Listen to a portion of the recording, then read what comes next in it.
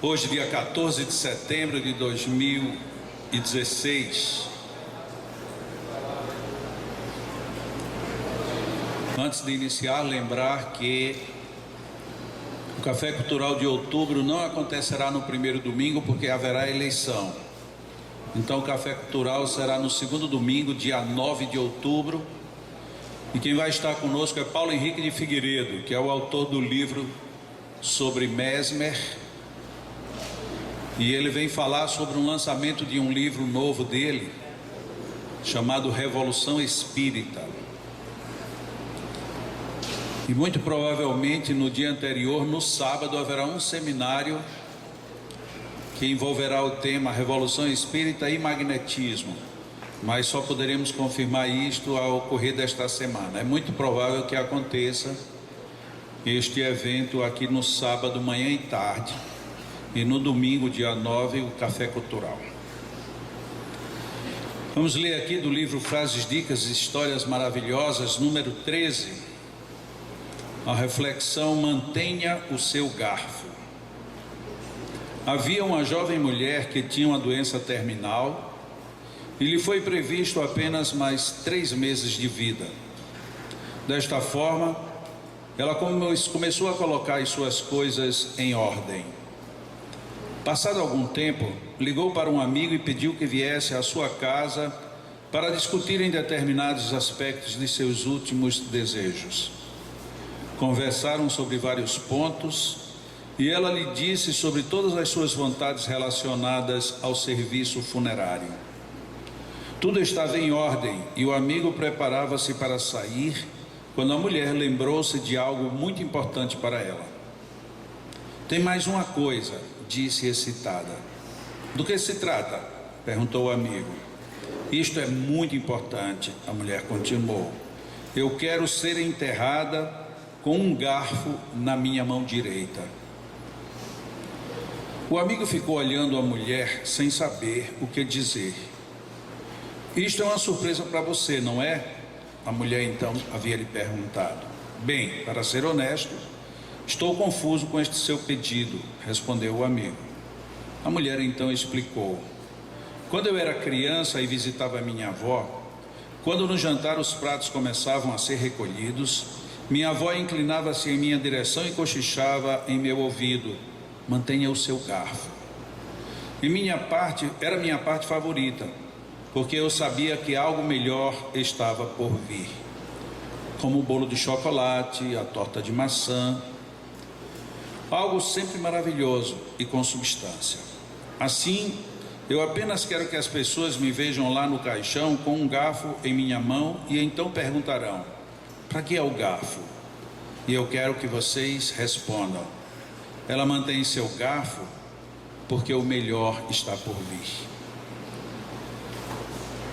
Bem curiosa a reflexão, porque quão difícil é às vezes a gente falar da morte, da partida de alguém. Isso porque gera saudade, outra hora gera inquietação, e outras pessoas surge a memória de que eu também posso estar perto de ir. E quantas vezes a gente fica muito confuso com este momento. E a mulher aqui deixa um exemplo fantástico, porque quantas vezes a gente se prepara tanto para viver e se esquece de que morrer também é continuar vivendo. E quantas vezes tem pessoas que vivem esperando a morte, sem contribuir para a vida. Algumas vezes nós somos convidados para dizer uma opinião, e quem pede a nossa opinião não escuta o que a gente fala. Outras vezes a gente grita e alguém diz: fale baixo. Outras horas nós estamos falando do fundo da alma e o som parece desaparecer, e alguém diz: não estou entendendo nada. A vida realmente nos oferece oportunidades de reflexões o tempo inteiro. E quantas vezes a gente fica com dificuldades até de saber para onde que está indo ou o que está pensando. Outras vezes a gente tem certeza de que pensou certo e na hora está pensando errado, e vice-versa. Quantas vezes a gente julga por um momento algo extremamente forte e consistente, mas que logo depois já nem era tão forte assim.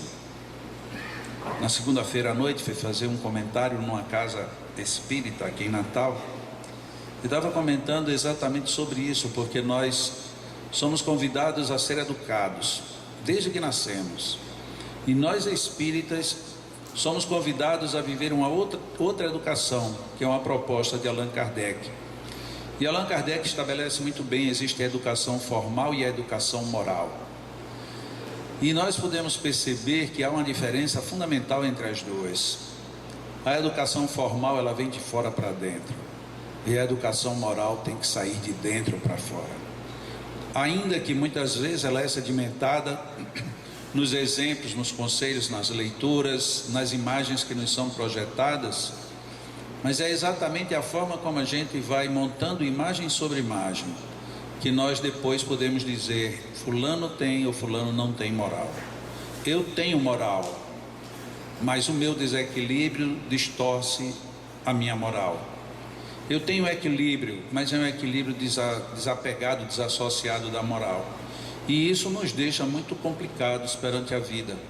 Como é fácil a gente dizer que alguém está errado, desde a hora em que a gente não sabe o que a pessoa exatamente está vivendo. O que é uma emoção no outro, se eu não sei exatamente que emoção é essa dentro de mim? Quantas coisas são boas para os outros, mas que para mim me desagradam? Isso vai desde gosto, cor, aparência, audiência, tudo muda. Me lembro sempre de um grande cantor de um grupo musical, que inclusive eu nem era lá muito fã deles, mas ele se notabilizou no mundo inteiro, e ele queria isso porque era seu ideal. Eu quero um dia ser famoso no mundo e quero que todo mundo me aplauda e todo mundo vá me ver.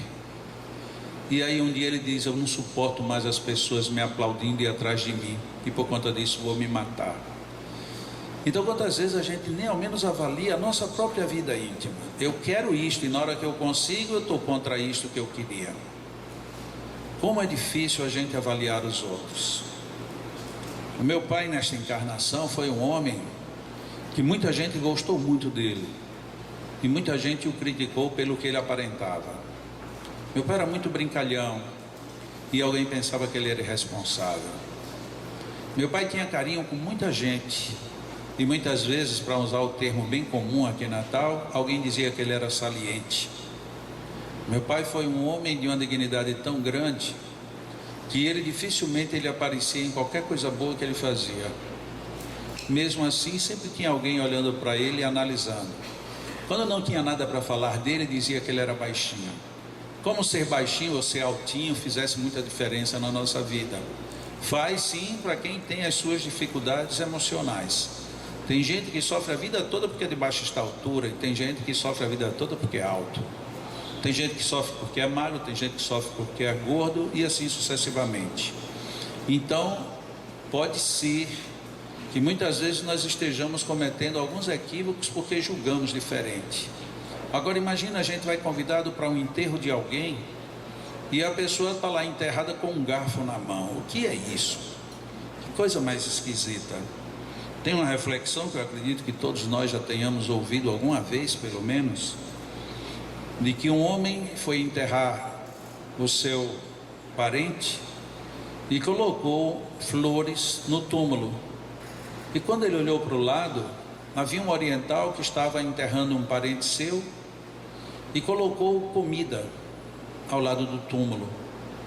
E aquele que colocava rosas perguntou: você acha mesmo que seu parente vai vir essa comida? Vai vir comer essa comida? Quando é que você acha que ele vem comer essa comida?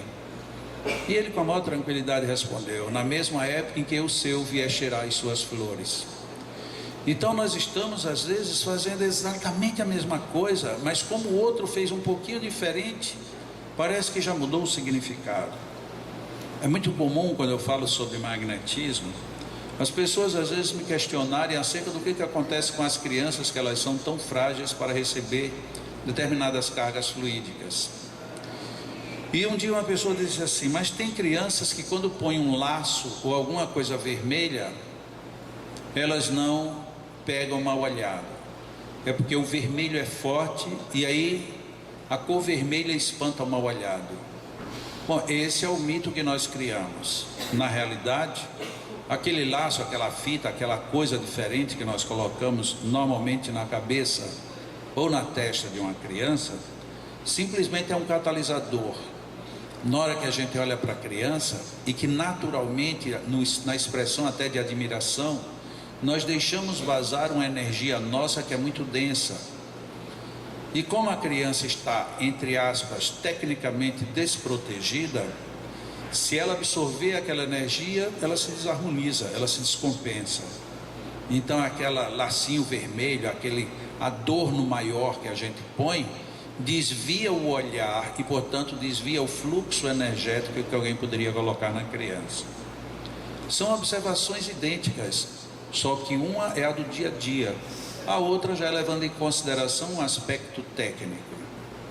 Agora, a gente entrar na briga de dizer que uma explicação é melhor do que a outra, que uma funciona, a outra não, que isso ou que aquilo, muitas vezes cai exatamente no campo de que nós julgamos sem analisar o que de fato está por trás. Então, na história, a avó da moça dizia para ela: guarde o garfo, não deixe recolher tudo, porque o melhor ainda está por vir. Hoje talvez essa história já nem faça muito sentido. Quem vai a restaurante sabe que quando você termina um prato, levam tudo. Se você quer, volta outro prato, volta com outro talher, e se você quer, levanta a mão, alguém traz. Mas antigamente, onde tudo era muito escasso, e que se você deixasse seu garfo ir, não era que ele ia ser lavado, era porque primeiro não tinha outro para vir, e provavelmente alguém estava esperando para tomar seu garfo para poder usá-lo. Então era importantíssimo você ficar com o seu garfo. Fique com o seu garfo, porque o melhor está por vir. Mas será que no mundo espiritual ela ia chegar com aquele garfo? Não, porque na realidade, no final da história, ela conta qual era o propósito dela de ficar com o garfo. Não era para ela chegar lá e se servir do melhor, mas era para que as pessoas que a observassem perguntassem: por que o garfo? Ah, porque tem coisas sempre muito melhores e é atrás disso que ela vai. Essa é uma grande lição. Por que nós nos preparamos quase sempre para as coisas ruins e não necessariamente para as coisas boas? Ela, a mulher da história, foi muito sábia. Ela preparou tudo que ela ia querer, já que tinha pouco tempo de vida. Não se revoltou, não se rebelou, e no final disse: eu quero dar uma grande lição. E uma lição que todo mundo naturalmente irá perguntar: para que o garfo na hora de desencarnar? Ela está esperando o quê? Não morrer e cavar o túmulo de baixo para cima? Muitas vezes alguém pode pensar isso. É como uma história de alguém que chega, colocou uma banheira cheia d'água e colocou uma colher e um copo. E aí perguntou para um adulto: se você tiver que esvaziar essa banheira, o que você vai usar para esvaziar a banheira? A primeira pessoa disse: o copo, porque pelo menos eu tiro mais água de uma vez. A outra pessoa disse: não, eu vou usar a colher, porque pelo menos eu vou tirar aos pouquinhos. E por fim perguntou a criança: e você faria o que? Eu tiraria o tampo do ralo, não preciso fazer nada. Muitas vezes a gente desvia a atenção, desvia o foco, seja porque alguém nos convidou de uma forma divertida, seja porque a gente não se preocupou com o que de fato nós queremos. Nós precisamos sim na vida aprender a ser práticos sem necessariamente condenar os outros. Enquanto nós estamos condenando, nós estamos criando dificuldades para nós. Quando vinha vindo aqui agora para o Leão, me foi apresentada uma reflexão bem curiosa a respeito do que pensamos. E a pessoa começa a dizer: as ondas de rádio e de televisão estão aqui no ar e ninguém ouve, ninguém percebe, a não ser que a gente tenha um aparelho para medir. E aí falava das ondas eletromagnéticas. E depois entra na segunda referência.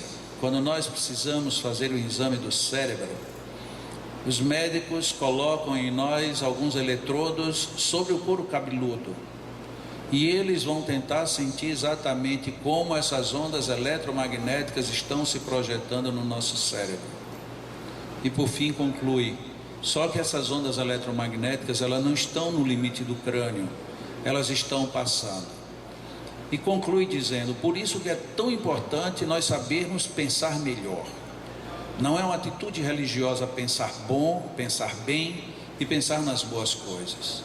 Quanto melhor vibramos em algo positivo, o campo magnético que geramos em nosso derredor é mais feliz. Então, já que a gente muitas vezes tem que olhar, analisar e às vezes até ajuizar os outros, por que a gente já não cria agora novos campos eletromagnéticos em que a matriz que nós estamos emitindo vai atrair o quê? Vai atrair ondas que estejam naquela faixa de sintonia. Da mesma maneira como um rádio, que emite uma frequência, emite uma música numa determinada faixa, e se nós gostarmos da programação, nós estabelecemos o nosso dial ali. Se nós não gostamos daquilo, nós simplesmente mudamos de estação ou desligamos o rádio. Muitas vezes as pessoas não gostam de estar perto da gente por conta do tipo de ondas eletromagnéticas que nós estamos passando uns para os outros. Quantas vezes nós somos excessivamente pessimistas, extremamente críticos, cruéis? Quantas vezes somente as coisas desagradáveis imperam no nosso dia a dia? E voltando ao que eu estava falando no meio do assunto, isto me arremete diretamente ao meu pai outra vez. Porque o meu pai, ele podia ter de tudo que qualquer pessoa podia imaginar, mas pouca gente percebia o quanto ele era otimista. Na minha época de infância era muito comum eu usar a expressão: isso é um infeliz. Ah, isso é uma infelicidade. E ele dizia: não fale isso, porque isso atrai ondas dessa mesma forma. Ele não falava nem em frequência. E eu dizia: mas como assim, pai? Se você fala muito infeliz, você atrai infelicidade. Em vez de você dizer que alguém é infeliz, diga que ela está triste. E eu digo: mas ela não está triste, ela é infeliz. Não, ela está triste, porque a tristeza passa, e muitas vezes passa muito rápido. A infelicidade, ela se estabelece, e é um inquilino que demora a sair de casa. Isso era uma filosofia que meu pai dizia, e que parece que agora combina com tudo isso que a gente está colocando. Provavelmente meu pai terá partido há 18 anos, com um garfo na mão.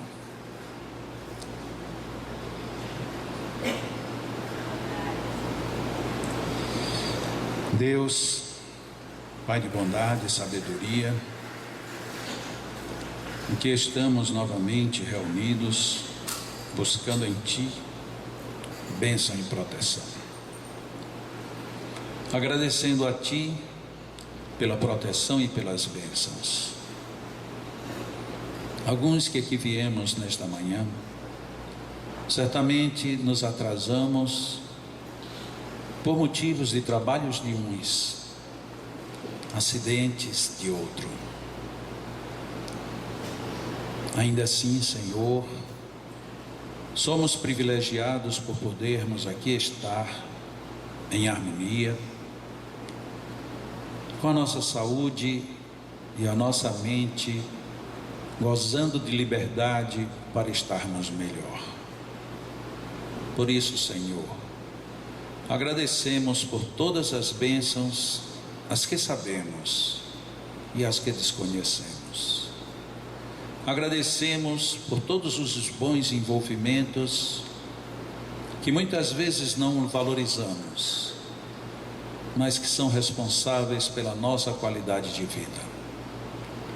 Agradecemos porque somos convidados, através de qualquer leitura, qualquer história, qualquer reflexão, a pensar melhor, a agir melhor, a sermos melhores.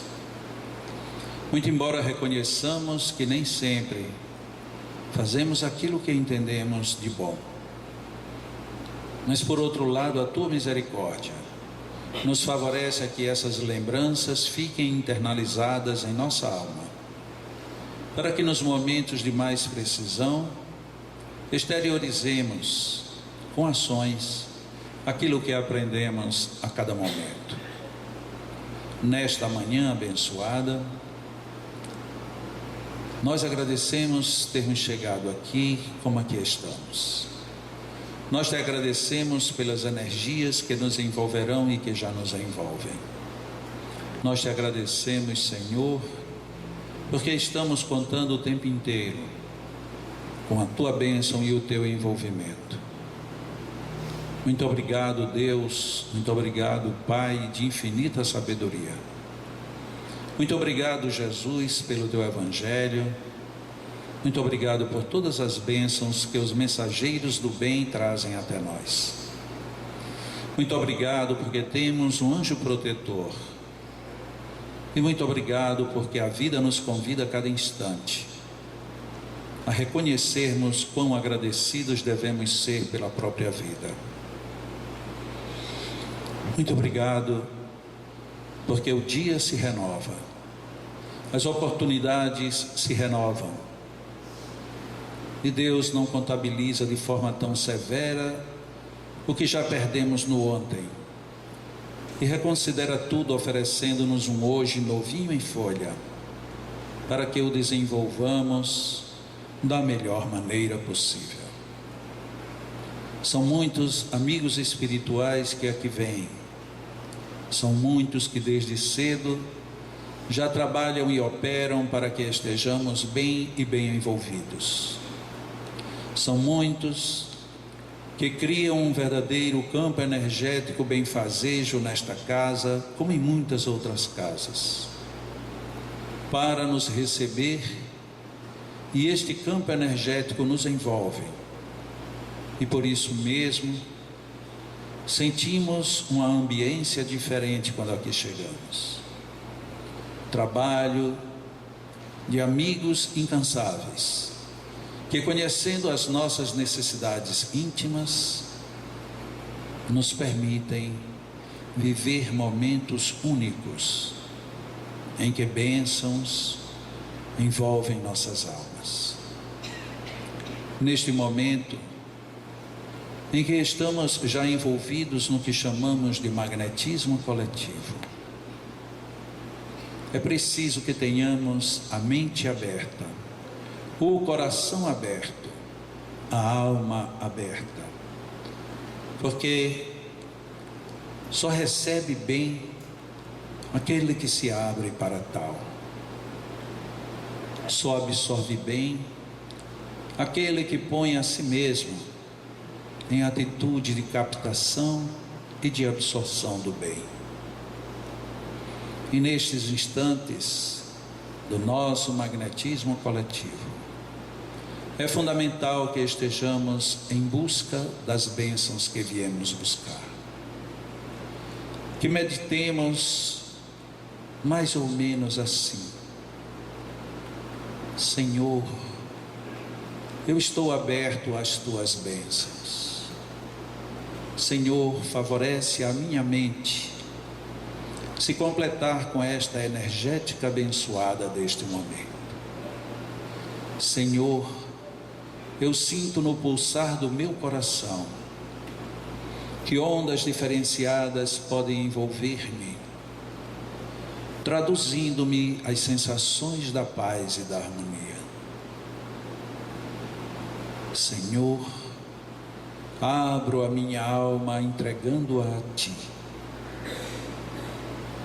entregando-a porque recebo a Ti de forma plena dentro de mim mesmo, e respirando profundamente, tenhamos a certeza que estamos completamente abertos a receber todos esses fluidos do mundo espiritual, e que a partir de agora conta também com os fluidos dos nossos companheiros magnetizadores. São fluidos que cada um de nós precisamos, são energias que cada um de nós iremos absorver na medida em que nos posicionarmos de uma maneira plena, abertos, para conter em nós tantas bênçãos.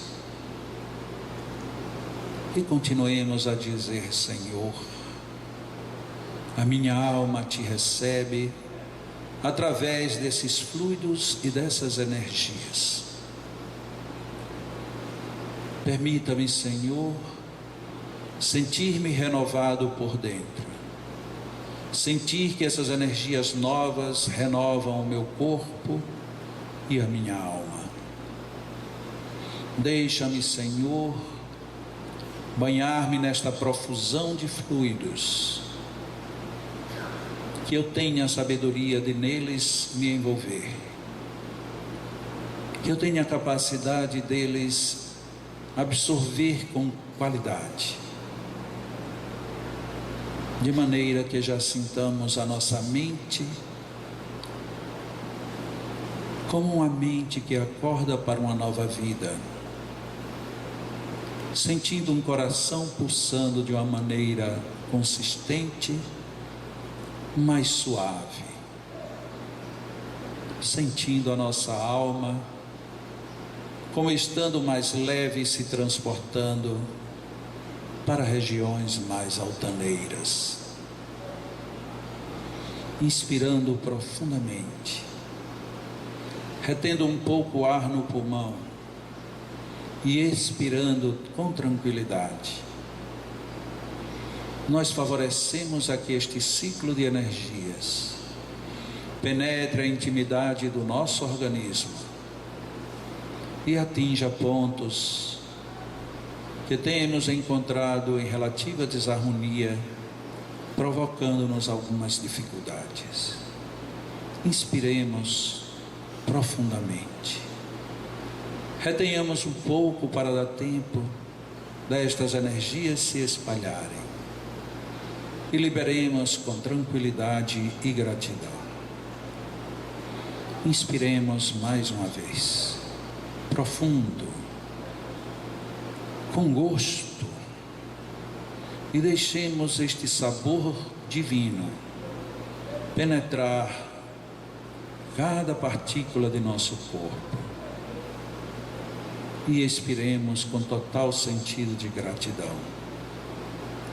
E à medida que o nosso corpo é favorecido com essas energias, por um ato reflexo, nossas almas também se completam com a sutileza de tudo isto que nos fortalece os princípios do bem e a força que precisamos para decidirmos pela mudança que favorecerá a nossa vida por inteiro. Abençoa-nos, Senhor. Muito obrigado por tudo isto. Que a nossa vida esteja abençoada. Continuemos inspirando, retendo um pouco o ar e agradecendo a Deus no momento da expiração. Enquanto os nossos magnetizadores vão fazer a magnetização de nossas águas, estejamos em estado de oração, com a mente sempre pensando no bem, no melhor, e com certeza de que o bom ainda está por vir. E se hoje já está bom, vai ficar melhor. Se hoje ainda está duvidoso, a certeza do melhor já se aproxima. Agradeçamos por tudo e que Deus nos abençoe.